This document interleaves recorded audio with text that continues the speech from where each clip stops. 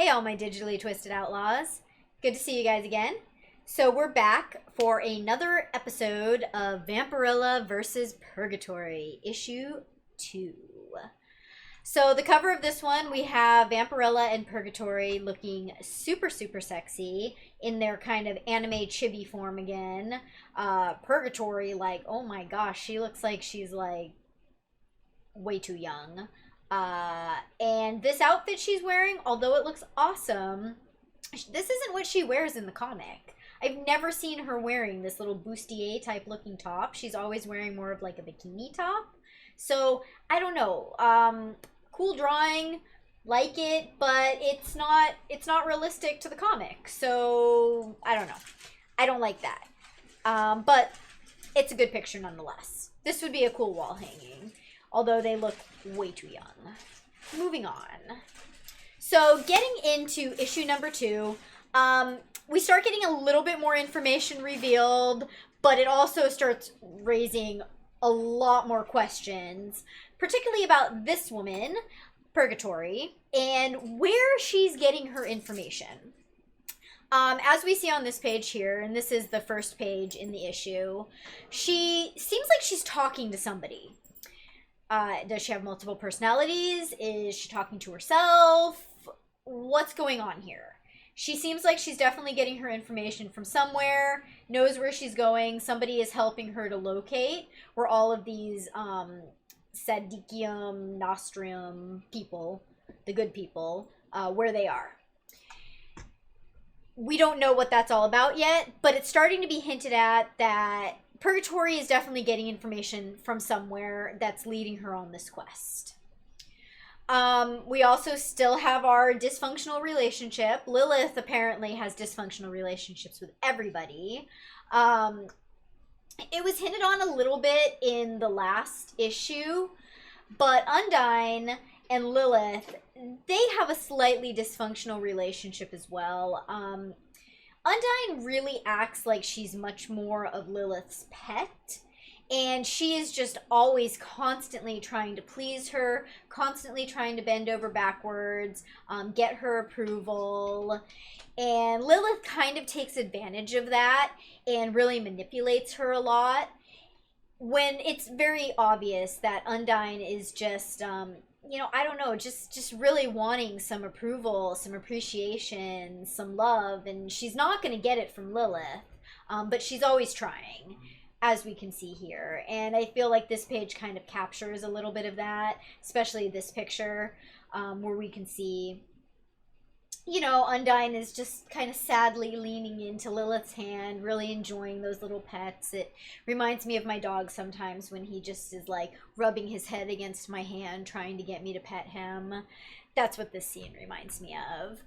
But we do also start seeing now even Lilith is becoming suspicious that somebody is obviously giving information to Purgatori and Vampirella because they're managing to pretty much stay one step ahead of her with tracking down these people and kind of like squirreling them away so that Lilith can't get to them. And Lilith is starting to, you know, suspect that maybe there's a traitor in the house, maybe somebody's spying on them.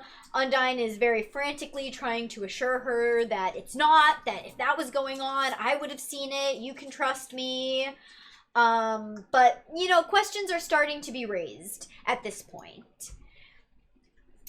This is very significant here, and I didn't notice this until I reread the entire series, but Vampirella and Purgatori, they seem to have like a psychic bond going on. And Purgatori is communicating with Vampirella. Vampirella is even asking, hey, how much of my mind can you read when we're linked like this? But the thing that signals that they're linked and that they're communicating in this way is that they have this kind of purple haze coming off of their foreheads. So I find this to be kind of significant because you clearly see that here, but that's not going on here in this first page.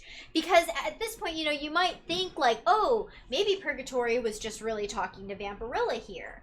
But she doesn't have that purple haze around her forehead that the artist has used to depict that there is some telepathy going on. So I found that really interesting and a very cool artistic detail that I didn't even notice until I went back and reread it and was like, oh, weird, I don't see this in all of the scenes. That probably means something. Another thing about this page is that Vampirella, she asks Purgatori at this point, hey, I've been meaning to ask you, but what happens if one of these Sadikium people die? As we're on a page where we clearly see another person who Purgatori has, bit his neck, sucked his blood. I'm assuming that he's dead right here. He looks pretty dead. And she is, licking the blood off of her fangs in this scene here. So Vampirella is now starting to wonder, like, what's going on? Oh, what happens if they die anyways? Not knowing that all along Purgatori is going around not helping these people to hide, but instead is killing them. Seems like a good way to, I guess, get them where Lilith isn't gonna be able to capture them.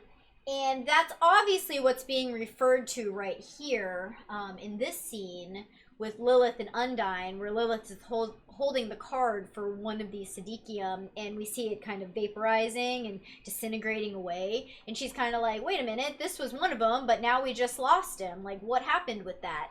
Well, it's because Purgatori is going around and schwacking them. So, good times on that.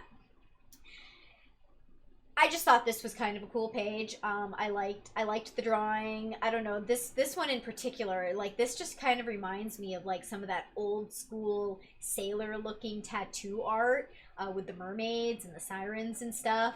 Granted, it's kind of gory, but I mean, don't you guys think that this is kind of a cool tattoo? I don't know. Leave me a comment down below. Let me know what you think. Looks like it would be a cool looking tattoo to me. But Vampirella she's starting to get kind of mad at this point.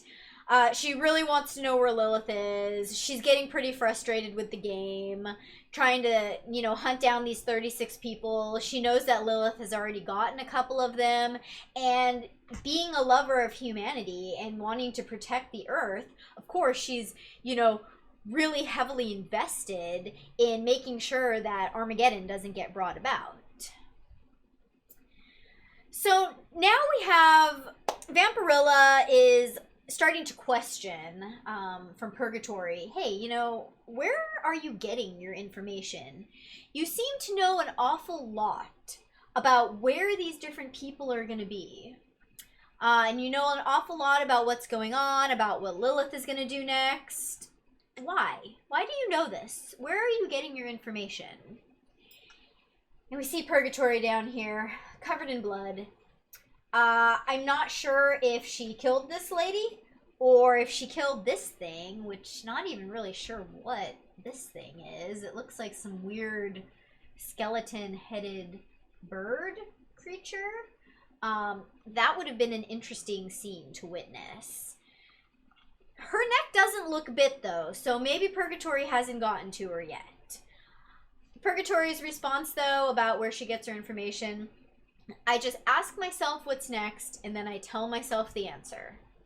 Ah, very, very useful tidbit of information. Last page of this issue, we have a new character being introduced. This is Hel, the Norse goddess Hel, H-E-L. She is the goddess of the underworld. She has all of the souls trapped in the underworld. And on the very last page of this issue, here she is making an appearance, watching Vampirella in her magic mirror. So this leaves us at a very interesting cliffhanger for this issue. What is her role in this comic series? Maybe she's the one who's feeding Purgatori the information. She obviously seems to have a magic mirror where she's watching the movements of these players. I could see how Hel, maybe has some vested interest in Armageddon, having the end of the world come about. Just saying. But to be seen in the next issue. Let me know what you think of this comic. Let me know if you've read it. Let me know your thoughts on these characters. What do you think Hell is plotting? Do you think she's the one feeding Purgatory her information? We'll find out on our next episode. Talk to you all later. Bye!